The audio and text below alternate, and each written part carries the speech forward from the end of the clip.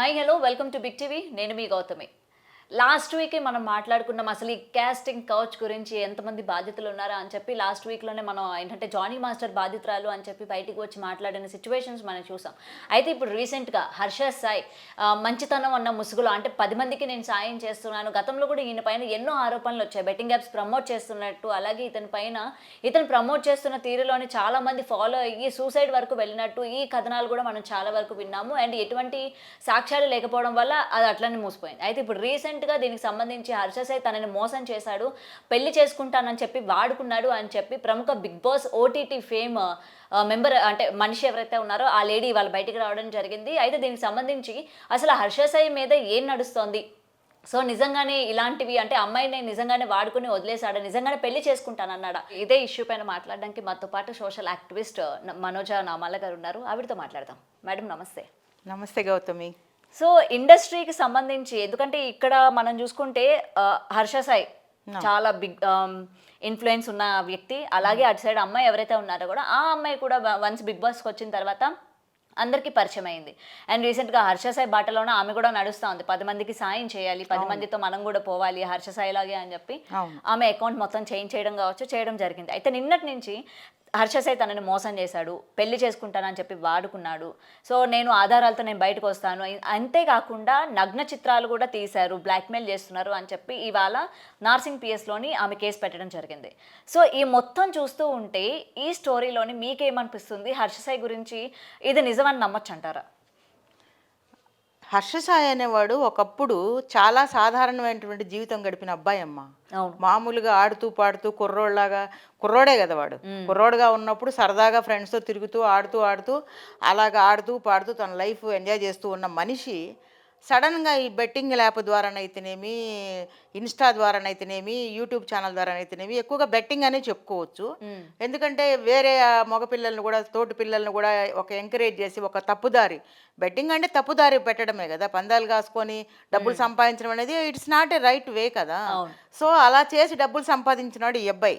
So ఆ విధంగా కొన్ని కోట్లు అనుకోకుండా వచ్చి మీద పడ్డాయి వాడికి. దాంతో ఇంకా ఏదో నలుగురిలో పబ్లిసిటీ కోసం తన మీద ఇలాంటి మాటలు రాకుండా కొన్ని వీడియోలు వచ్చినాయి, బెట్టింగ్లు చేస్తున్నాడు ఈ అబ్బాయి, వేరే పిల్లల్ని కూడా పాడు చేస్తున్నాడు. అసలు బెట్టింగ్ యాప్ల్లో పోయి డబ్బులు పోగొట్టుకొని కుటుంబాలను పోగొట్టుకొని సూసైడ్లు చేసుకున్న వాళ్ళు చాలామంది ఉన్నారు. ఆ రోజుల్లో కూడా వీడియో ఒకటి చేశాము ఈ బెట్టింగ్ల గురించి. సో అలాంటి బెట్టింగ్లు చేసి అలాంటి వాటిని ఎంకరేజ్ చేసిన అబ్బాయిలో ఈ అబ్బాయి ఒకడు. అలా పైకొచ్చిన అబ్బాయి సడన్గా ఈ తన మీద వచ్చేటువంటి నెగటివ్ ప్రచారాలని తప్పించుకోవడం కోసం అయితేనేమి, రియల్గా చేస్తున్నాడో లేదో మనకైతే క్లారిటీ లేదు. ఎందుకంటే మనం మనసులోకి తొంగి చూడలేం కదా, వాడు ఏం చేస్తున్నాడో అది మనం మంచి అనుకుంటున్నాం.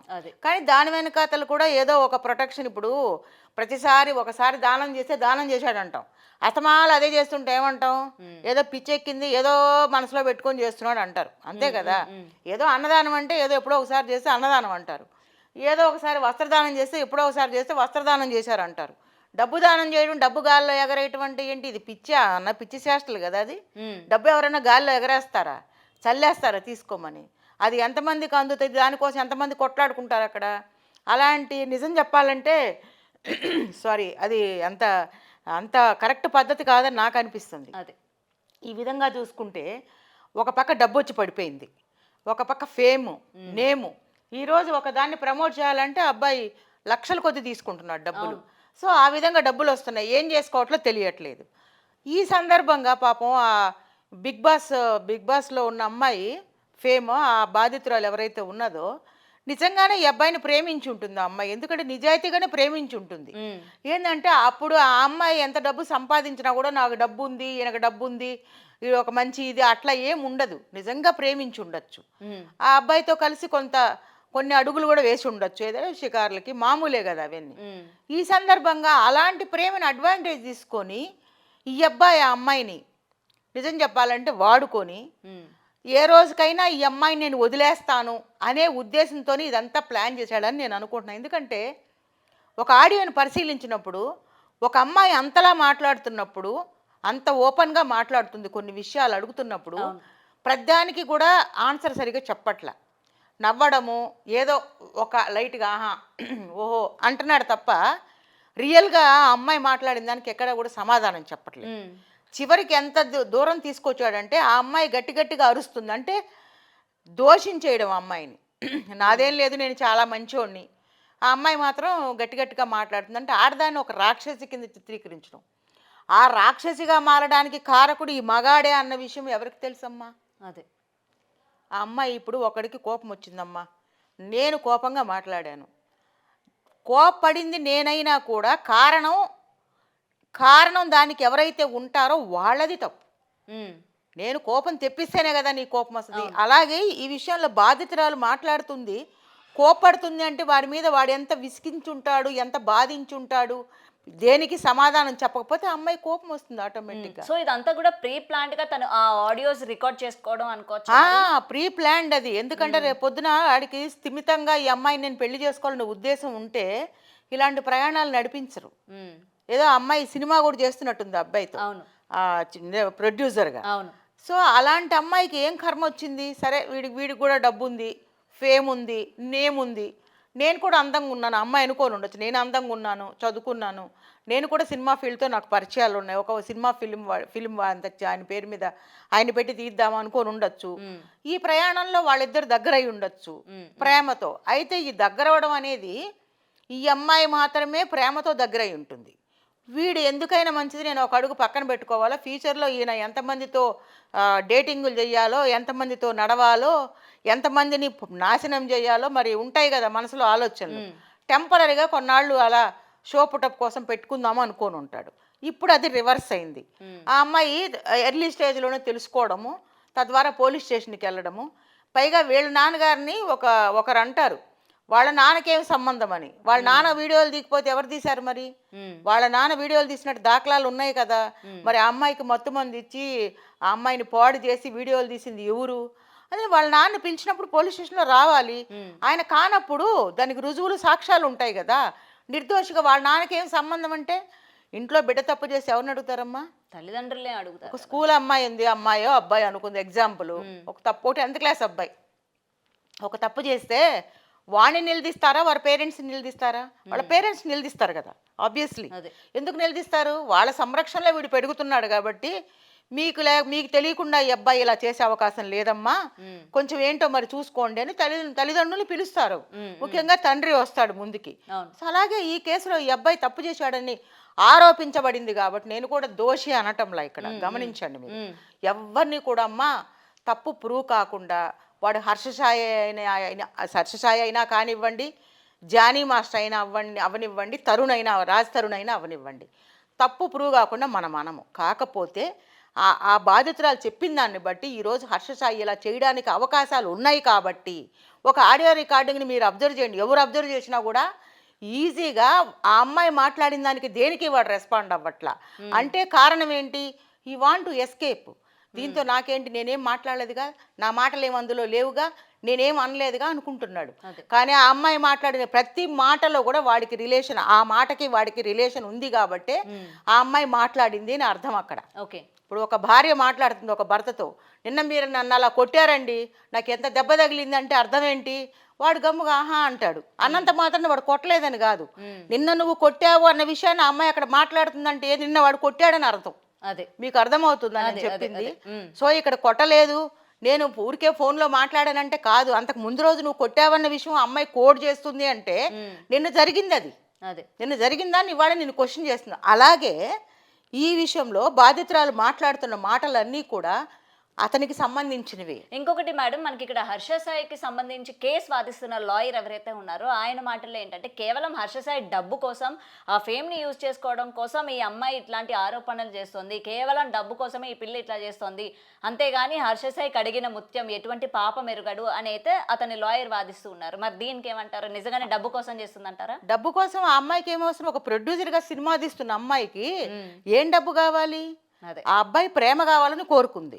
మీరు ఆ ఫోన్ కాల్ వింటే ఆ అమ్మాయి మాట్లాడింది ఎంత ఫ్రస్ట్రేట్ అవుతుంది, ఎంత ఇరిటేట్ అవుతుంది, అక్కడ ఆ బాధ ఎంత ఎక్స్ప్రెస్ చేస్తుంది. ఇతను మాత్రం నిమ్మకి నీరు ఎత్తినట్టున్నాడు. అంటే ఏదైనా కూడా నాదేం తప్పు లేదు, అంతా అమ్మాయిదే తప్పు అని మాట్లాడుతున్నాడు. ఇద్దరు కలిసి ప్రయాణం చేసినప్పుడు వాడు తప్పు చేశాడని అమ్మాయి అంటుందంటే ఆ అమ్మాయికి ఇష్టం లేకుండా అతను చేసి ఉండొచ్చు. తెలియకుండా చేసి ఉండొచ్చు, ఏ మత్తు మందో ఇచ్చి ఉండొచ్చు, ఏ మత్తు ముక్కు దగ్గర పెట్టేసేసి ఆ అమ్మాయిని ఏమైనా చేసి ఉండొచ్చు. బహుశా అమ్మాయికి ఇష్టం ఇష్టం లేకపోయి ఉండొచ్చు. ఇప్పుడు ప్రేమించుకున్న వాళ్ళంతా అలాంటి కార్యక్రమాలు చేస్తారని నిజమైన ప్రేమలు ఉంటాయి. పెళ్ళి అయిన తర్వాతనే మేము కలిసి ఉండాలనే ఉద్దేశంలో ఉండే అమ్మాయిలు ఉంటారు. కలిసి తిరిగినంత మాత్రం వాళ్ళ మధ్య ఏదో తప్పు వయసును కూడా ప్రస్తావిస్తున్నారు. హర్ష సాయి కన్నా అమ్మాయి వయసు ఎక్కువ. ఈ రోజుల్లో పెద్ద చిన్న ఎవరు చూస్తున్నారమ్మా? అవన్నీ చూసుకుంటున్నారా? అమ్మాయి బాగుంది చక్కగా, సో నేను కూడా బాగున్నాను, కుర్రోడిని. అమ్మాయి ఏజ్గా ఉంటే ఏముంది, పక్కన చూస్తే బాగానే ఉంది కదా, ఈడు జోడు బాగానే ఉన్నారు. సో సొసైటీలో ఒక ఫ్రెండ్ కావాలి, గర్ల్ ఫ్రెండ్ ఒకళ్ళు ఉండాలి. కొన్నాళ్ళు టైం పాస్ చేస్తే కాస్త దాన్ని నమ్మించుకొని సినిమా తీసుకున్నంత వరకు దాన్ని అట్లా ఉపయోగించుకుంటే నా సినిమా అయినాక దానికి రామ్ చెప్పి మళ్ళీ ఇంకేదైనా వేరే ఆప్షన్ చూసుకోవచ్చు అనుకునే జాగ్రత్తగా మాట్లాడుతున్నాడు. లేకపోతే ఒక మనసిప్పి మాట్లాడే అబ్బాయి అలా ఎందుకు మాట్లాడతాడు? అసలు మాట ఎక్కడుంది? ఆడియో చేస్తున్నారు, రికార్డింగ్ చేస్తున్నారని తెలుసు. ఒకవేళ మనం అంటే ఆడియో విన్న తర్వాత ఎడిటింగ్ చేశాడు అనుకోవచ్చా? అంటే ఒకవేళ హర్ష సాయి ఏవైనా రిప్లైలు ఇచ్చినా దాన్ని కట్ చేసి ఎడిటింగ్ లాగా ఏమైనా చేసి మనకి విడుదల చేశాడు అనుకోవచ్చా? మరి అట్లా కూడా చేసి ఉండొచ్చు. ఈయన మాట్లాడినా కూడా మనకు కొన్ని విషయాలు తెలిసేవి. అవతల మనిషి మాట్లాడకుండా ఆయన మెంటాలిటీ ఏంటనేది మనకు కూడా కొంచెం క్వశ్చన్ మార్క్ అవుతుంది ఇక్కడ. అలా కూడా ఎడిట్ చేసి ఉండొచ్చు, దానికి కూడా ఛాన్సెస్ ఉన్నాయి. కానీ ఇక్కడ ఒకవైపే కనిపిస్తుంది, ఆ అమ్మాయి బాధే కనిపిస్తుంది. ఈ అబ్బాయి మరి ఎందుకు సమాధానం చెప్పటం లేదు? ఇప్పుడు రేపొద్దున ఆ అమ్మాయి మెడికల్ రిపోర్ట్కి ఎమ్మెల్సీకి వెళ్తుంది. వెళ్ళొచ్చిన రిపోర్ట్ వచ్చిన తర్వాత అప్పుడేమంటాడు, నేను శుద్ధపూసని, నేను చాలా మంచివాడిని, నేను అసలు ఏమీ ఎరగను, నేను అసలు ఆ అమ్మాయిని అసలు ముట్టుకోలేదు, నేను అసలు ఏమీ చేయలేదని అనగలడా? మరి వీడియోలు ఉన్నాయి కదా, నేకెడ్ వీడియోలు ఉన్నాయి అంటున్నారు కదా, ఆ వీడియోలు బయట పెడుతుంది కదా. అప్పుడు ఆ వీడియోలు ఎవరు తీశారు? ఏ సెల్ నుంచి తీశారు? ఎక్కడి నుంచి వచ్చారు? మరి వాళ్ళ నాన్నగారు తీశారా లేకపోతే ఇంకెవరన్నా తీశారా? అప్పుడు అన్నీ బయటకు వస్తాయి. అప్పుడు దాకా ఇప్పుడు వాళ్ళ నాన్నగారిని కూడా అరెస్ట్ చేశారు అంటే ఎందుకు చేశారు అంటే చేస్తారు, డౌట్ వచ్చింది. ఒక ఇంట్లో ఒక దొంగతనం జరిగిందమ్మా, ఆ ఇంట్లో అందరినీ క్వశ్చన్ చేస్తారు. నేను ఫాదర్ని కదండి, నన్ను ఎందుకు అడుగుతారు? మా అమ్మాయి పర్సు కదా పోయిందంటే అలా కాదు. నీ ఇంట్లో నీ కొడుకు తప్పు చేసినప్పుడు నువ్వు కూడా బాధ్యుడివే దానికి. నీకు ఎందుకంటే వాడికి పెళ్లి కాలేదు, ఎక్కడ పోతున్నాడు, ఏం చేస్తున్నాడు అని నీకు తెలియకుండా ఏమి ఉండదు కదా. పెళ్లి కానంత వరకు వాళ్ళు చిన్నపిల్లల కిందే లెక్కమ్మా. అలాంటప్పుడు ఆబ్వియస్లీ క్వశ్చన్ చేస్తారు. లేదు నేను శుద్ధ పూసని, నేనేమి ఎరగను, నన్ను కూడా ఎందుకు జైలుకి పిలుస్తున్నారు, హర్ష సాయిని ఎందుకు పిలుస్తున్నారు, వాళ్ళ ఫాదర్ని ఎందుకు పిలుస్తున్నారు అంటే మరి కుటుంబంలో వ్యక్తులు కాబట్టి పిలిచి అడుగుతారు మరి. సో అడిగి వాళ్ళు ప్రూవ్ అయ్యేంత వరకు కూడా వాళ్ళు ఆరోపించబడిన వారు. నేను మొన్న జానీ మాస్టర్ కేసులో కూడా ఇదే మాట చెప్పాను. అది రేపు అమ్మాయి ఎమ్మెల్సీ కేసు పెడుతుంది, రేపు టెస్టులు గిస్టులు అయిన తర్వాత ఎవరు తప్పు చేశారు, ఆ అమ్మాయికి ఇష్టపూర్వకంగా జరిగిందా, ఇష్టం లేకుండా అప్పుడు అమ్మాయి ఆరోపించిన ప్రకారం ఆ మందుతో అది కూల్ డ్రింక్లో ఏదో మెడిసిన్ కలిపేసి ఇచ్చేసి మత్తు మందు ఇచ్చేసి చేసింది కరెక్టా కాదా అనేది మెడికల్ రిపోర్ట్స్ చెప్తాయి. ఇంకొకటి మేడం, ఎందుకంటే గతంలోని బిగ్ బాస్ సీజన్ ఓటీటీలో మనకి ప్రసారం అయినప్పుడు ఏంటంటే సో అండ్ కాల్ ఇప్పుడు ఎవరైతే కంప్లైంట్ ఇచ్చారో ఈ అమ్మాయి యొక్క బిహేవియర్ ఎలా ఉండేదంటే, అంటే నేను మొత్తం సీజన్ అంతా కూడా ఫాలో అయ్యాను అనమాట. ఆ అమ్మాయి ఒక క్షణం ఉన్న బిహేవియర్ ఇంకొక క్షణం ఉండేది కాదు. హౌస్లో ఉన్న వాళ్ళందరూ మెయిన్ కంప్లైంట్ ఏంటంటే తిన మైండ్ సెట్ సరిగ్గా ఉండదు, ఆ అమ్మాయి మైండ్ సెట్ సరిగ్గా ఉండదు, ఎవరి మీద ఎప్పుడు ప్రేమగా మాట్లాడుతుందో తెలీదు, ఎప్పుడు సర్కాస్ట్ అయిపోతుందో తెలీదు, ఎప్పుడు అరుస్తుందో తెలీదు, తనకి అంటే చాలా చైల్డిష్ మెంటాలిటీ, అవగాహన లేకుండా మాట్లాడుతుంది అని చెప్పి ఇట్లా చాలా కంప్లైంట్లు ఆ సీజన్లోని పర్టికులర్గా ఆమె పైన ఆరోపణలు వచ్చినాయి. అయితే నేను ఎందుకు ఇప్పుడు తీసానంటే, మనం విన్న ఆడియోలోని స్టార్టింగ్ అంతా చాలా ప్రేమగా మాట్లాడుతూ ఉంది, నవ్వుతూ మాట్లాడుతూ ఉంది. అది ఎండింగ్కి వచ్చేసరికి తను ఓవర్ బర్స్ట్ అయిపోయి అట్లా చాలా అగ్రెసివ్గా మాట్లాడడం మనం చూసాం కదా. సో ఇక్కడ కూడా ఇటువంటివి అంటే అమ్మాయి మానసిక పరిస్థితి మీద మళ్ళీ అటువంటి క్వశ్చన్స్ ఏమైనా రైజ్ చేసే ఛాన్సెస్ ఉన్నాయా? అంటే సో అండ్ సో అమ్మాయి మైండ్ సెట్ సరిగ్గా ఉండదు, ఈ పిల్ల ఒకసారి ఒకలా ఉంటుంది, ఒకసారి ఇంకొకలా ఉండదు, సో నాతోనే అప్పుడు బాగుంది, ఇప్పుడేమో ఇట్లా మాట్లాడుతుంది, సో అమ్మాయి మైండ్ సెట్ బాగాలేదు కాబట్టి ముందు అమ్మాయికి ట్రీట్మెంట్ ఇప్పించండి అన్న కోణంలో కూడా ఏమైనా తీసుకొచ్చే ఛాన్సెస్ ఉన్నాయా అన్న విషయం పైన నాకు చిన్న డౌట్ ఉందన్నమాట. ఎందుకంటే గతంలో సీజన్లో నేను చూశాను కాబట్టి అందుకని నాకు మళ్ళీ ఇక్కడ ఈ పాయింట్ రైజ్ చేయాలనిపించింది. సో ఇట్లాంటి ఛాన్స్ ఏమైనా ఉందంటారా? ఈ విషయానికి వస్తేమో బిగ్ బాస్ అనేది ఏం చెప్తారంటే, ఇంట్లో ఎలా ఉంటావు, నీ రియల్ లైఫ్ ఏంటి, నీ రియల్గా నీ మెంటాలిటీ ఏంటి అనేది నిజాయితీగా హానెస్ట్గా నువ్వు బిగ్ బాస్లో ప్రదర్శించాలి. కాబట్టి అక్కడ ఎమోషన్స్ దాచుకొని కోపం ఎక్కువ ఉన్నా కూడా చిరునవ్వు నవ్వుతూ ఉండడానికి కుదరదు. అక్కడ ఎవరి క్యారెక్టరు రియల్గానే అక్కడ ప్రొజెక్ట్ చేయాలి. కాబట్టి ఆ రియాలిటీ షోలో ఆ అమ్మాయి ఎమోషన్స్ ఇప్పుడు ఏముందమ్మా, నీ కోపం వస్తే నువ్వు కొంచెం నీ నీ నీ మెంటాలిటీ ప్రకారం నువ్వు సైలెంట్గా ఉంటావు అనమాట, నువ్వు మాట్లాడవు. నా కోపం వచ్చింది అనుకో నేను ఫైర్ అవుతాను. అంత మాత్రం మనకి మెంటల్గా ఉన్నామని, మైండ్ స్థితి బాగలేదని అంటే అది కరెక్ట్ కాదు కదా. ఎప్పుడు ఆడవాళ్ళు మగవాళ్ళు అరుస్తారు అంటే నిస్సహాయమైన స్థితిలో, ఏమీ చేయలేని స్థితిలో, తన మాట నెగ్గలేదనేటువంటి భావనలో, తనదే కరెక్ట్ అని ఎదుటి వాళ్ళు గుర్తించలేదన్న సందర్భంలో కోపం వస్తుంది. కోపం ఎప్పుడైతే ప్రదర్శిస్తామో మన బాడీలో నుంచి కొన్ని ఎంజైమ్స్ రిలీజ్ అవుతాయి. రిలీజ్ అయినప్పుడు మైండ్ ఫ్రీ అవుతుంది. ఆ కోపాన్ని అలా దిగమింగుకున్నప్పుడు ఏమవుతుందంటే హార్ట్ అటాక్స్ రావడము, బీపీ రావడము, ఇవన్నీ వస్తాయి. బిగబట్టుకున్నాం అనుకోండి, షివరింగ్ రావటం, ఇలాంటివి జరుగుతాయి. ఆడపిల్లలు బేసిక్గా సెన్సిటివ్గా ఉంటారు. అయితే కొంతమంది ఏంటంటే స్ట్రైట్ ఫార్వర్డ్ వాళ్ళు ఉంటారు. ఏదన్నా దాచుకుని అరే పక్కన వాళ్ళు ఏమనుకుంటారు, ఎదుటోళ్ళు ఏమనుకుంటారు అని కొంతమంది అనుకుంటారు. కొంతమంది అంటే ఏంటి నా కోపాన్ని నేను ప్రదర్శించాలని ఆ ఎమోషన్ని కంట్రోల్ చేసుకోలేనటువంటి కొంతమంది ఉంటుంది. నేను చెప్పాను కదా, సడన్గా అలా ఓపెన్ అయిపోతారనమాట. ఇప్పుడు మీ కోపం వచ్చింది అనుకోండి, మీరు కొంచెం సైలెంట్గా ఉండొచ్చు. కొంతమంది నా కోపం వచ్చింది అనుకోండి, నేను కొంచెం ఫైర్ అవుతాను అనమాట. అది వాళ్ళ నేచరు. అంతేగాని వాళ్ళకి నీకు మైండ్ సరిగా ఉన్నట్టు కాదు, నాకు మైండ్ లేనట్టు కాదు. అలాగే ఆ అమ్మాయి కూడా మైండ్ పరంగా ఏ ప్రాబ్లము లేదు. ఆ అమ్మాయి ఎమోషన్ని అమ్మాయి ఆ విధంగా వ్యక్తం చేస్తుంది. ఇంకొక అమ్మాయి కోపం వచ్చింది అనుకో, ఒక పరుపు తీసుకొని ఇట్లా ఇట్లా లాగుతుంది. ఇంకో కోపం వచ్చిందనుకో ఇంకొక అమ్మాయికి ఇట్లా ఇట్లా కుట్టుకుంటుంది. ఇంకొక అమ్మాయి కోపం వచ్చిందనుకో గట్టిగా బిగపట్టుకొని కడుపులోనే ఆ బాధను దిగమింగుకొని ఏమనుకుంటారని సైలెంట్. ఇంకొక అమ్మాయి కోపం వస్తే ఇప్పుడు మనం అనుకున్నాం చూడండి, ఆ అమ్మాయిలాగా అరుస్తారు. పైగా యువతల క్యాండిడేట్ ఏం మాట్లాడట్లేదు కదా, మన హర్ష సాయి రెస్పాండ్ అవ్వట్లేదు. అమ్మాయికి ఇరిటేషన్ వస్తుంది. అరే ఇంతసేపు నేను మాట్లాడుతుంటే వీడేంటి ఇంత సైలెంట్గా ఉన్నాడు, ఏం తెలియనట్టున్నాడు, నంగనాచిలాగా బిహేవ్ చేస్తున్నాడు అని చెప్పి అమ్మాయికి ఒళ్ళు మండి అమ్మాయి ఇరిటేట్ అయింది. ఆ ఇరిటేషన్ తీసుకొని మరి మైండ్ సరిగా లేదు, మెంటల్ వచ్చింది, క్రాక్ వచ్చింది, మైండ్ సరిగా లేదు కాబట్టి ఆమె చెప్పింది అంత అబద్ధము, అది కాదు. కరెక్ట్గా మెడికల్ రిపోర్టు ఎవరు దాన్ని ఇన్ఫ్లుయెన్స్ చేయకుండా కరెక్ట్ రిపోర్ట్ కనుక ఇవ్వగలిగితే ఆ రిపోర్ట్లు అన్నీ తెలుస్తాయి. అదే ఇంకొకటి డబ్బు గురించే చేస్తోంది అన్నారు కదా, గత సీజన్లో కూడా ఎవరైతే ఫైనాన్షియల్గా కొంతమంది కంటెస్టెంట్స్ వాళ్ళ ఫైనాన్షియల్ స్టేటస్ చెప్పుకొని ఏడ్చిన వాళ్ళు ఉన్నారు. సో వాళ్ళకి ఆమె హామీ కూడా ఇచ్చింది, నేను బయటికి వెళ్ళాక నేను ఫైనాన్షియల్గా మీకు హెల్ప్ చేస్తాను, నేను సో డబ్బులు కూడా ఇస్తాను మీకు అని చెప్పడం కూడా జరిగిందనమాట. అండ్ ఎవరికైతే తను హెల్ప్ చేస్తానని చెప్పిందో వాళ్ళు బిగ్ బాస్ నుంచి బయటకు వచ్చేసిన తర్వాత మీడియా పరంగా కూడా కొంతమంది మాట్లాడారు. అవును మాకు అమ్మాయి హెల్ప్ చేస్తాను అనింది, మా ఫైనాన్షియల్ స్టేటస్ నేను చెప్పాను, నాకు హెల్ప్ చేస్తాను అనింది అని కూడా వాళ్ళు బయటకు వచ్చి చెప్పిన వీడియోస్ కూడా ఇవాళ ఉన్నాయి. మేబీ ఆ అమ్మాయి హర్ష సాయి వల్ల కూడా ఇన్ఫ్లుయెన్స్ అయి ఉండొచ్చు అమ్మ. అబ్బాయిని ప్రేమిస్తుంది కాబట్టి ఆ అబ్బాయి అడుగుజాడల్లో వెళ్ళాలి, నేను కూడా ఇలా అందరికీ ఇస్తూ ఉంటే కూడా నాకు మంచి జరుగుతుందేమో, నేను కూడా ఇలా మంచిగా ప్రొజెక్ట్ అవ్వాలి బయట, నాకు ఎటు మంచితనం ఉంది మనసులో, ఇలా చేయడం వల్ల కూడా నాకు మంచి పేరు వస్తుంది, నేను కూడా నలుగురిలో బాగుండాలి అని అనుకునే అమ్మాయి చేసి ఉండొచ్చు. అదే సో ఏదైనా ఇండస్ట్రీ నుంచి చూస్తుంటే వారం రోజుల గ్యాపల్లోనే ఇంతమంది బాధ్యతలు ఉన్నామని అంటూ సో అండ్ సో పెద్ద పెద్ద వాళ్ళ పేర్లు వాళ్ళు బయటకు వస్తూ ఉన్నాయి. వాళ్ళ వల్ల మేము అనుభవించాము, వాళ్ళ వల్ల మేము ఈ బాధ అనుభవించాము, లైంగికంగా వాడుకున్నారు, ఇంకా చాలా మంది ఉన్నారు అని చెప్పి మెల్లగా ఒకరి తర్వాత ఒకరు బయటకు వస్తున్నారు. మరి ఇవాళ వీళ్ళు వచ్చారు, ఇంకా హర్షసాయి బాధ్యతలు ఇంకెంతమంది ఉన్నారో కూడా చూడాలి మేడం. మరి ఎవరు బయటకు వస్తారు, ఈమెనైనా ఇంకెవరైనా ఉన్నారా అన్న విషయం కూడా తెలియాలి, చూడాలి. ఎందుకంటే ఇది జస్ట్ ట్రయల్ రన్ అయింది, ఇప్పుడు ట్రయల్ రిలీజ్ అయింది. సో అసలు సినిమాలు ముందు ఏం జరుగుతుంది అనేది హర్షసాయి గురించి బయటికి రావాలి. దీన్ని బట్టి ఏంటంటే అమ్మా, కుర్రోడు ఆల్ ఆఫ్ సడన్ సంపాదించేయటము, all of sudden luxury life, all of sudden దాంతోపాటు లగ్జరీ లైఫ్ అంటే ఏంటి, తినడం తాగటం తిరగడం, అమ్మాయి ఉండాలి ఒకటి సరదాగా ఎంజాయ్ చేయడానికి. So he selected that girl. ఇప్పుడు ఆమె దీంట్లో బాధితురాలేదు, ఎందుకంటే ఆమెకి సరిగా రెస్పాన్స్ రాకుండా ఆ అమ్మాయిని బలవంతంగా చేయడం వల్ల అయితే ఆ అమ్మాయికి నచ్చకపోయి ఉండొచ్చు. ఎందుకంటే ఒకవేళ ప్రేమించినంత మాత్రాన క్యారెక్టర్ పోద్దనంటే అది తప్పమ్మ. ఎందుకంటే వాళ్ళ మధ్య కొన్ని బౌండరీస్ పెట్టుకుంటారు వాళ్ళు కూడా. ప్రేమించిన వాళ్ళంతా అలా చేతులు పట్టుకొని తిరగంగానే వాళ్ళు వెళ్ళి ఏదో చేస్తున్నారని అర్థం కాదు. వాళ్ళు హ్యాపీగా నలుగురిలో వాళ్ళు వైఫ్ అండ్ హస్బెండ్స్గా పరిచయం చేసుకుంటారు.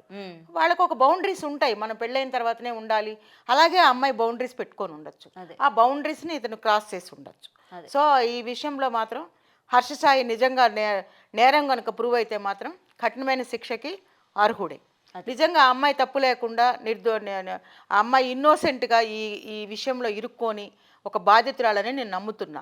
ఒక నిజమే అదైతే, ఎందుకంటే మెడికల్ ఎవిడెన్స్లు అన్నీ వస్తాయి కదమ్మా, మీరు నేను మాట్లాడుకోవడం కాదు. మెడికల్ ఎవిడెన్స్ వచ్చిన తర్వాత ఎవరు తప్పు చేశారు, ఎవరు చేయలేదు, ఎవరు ఇన్నోసెంట్గా ఉన్నారనేది బయటపడుతుంది. అప్పుడు చట్టపరంగా వాళ్ళు శిక్షార్హులు అవుతారు. అదే ఎనీవే చూడాలి మ్యామ్ మరి. Thank you.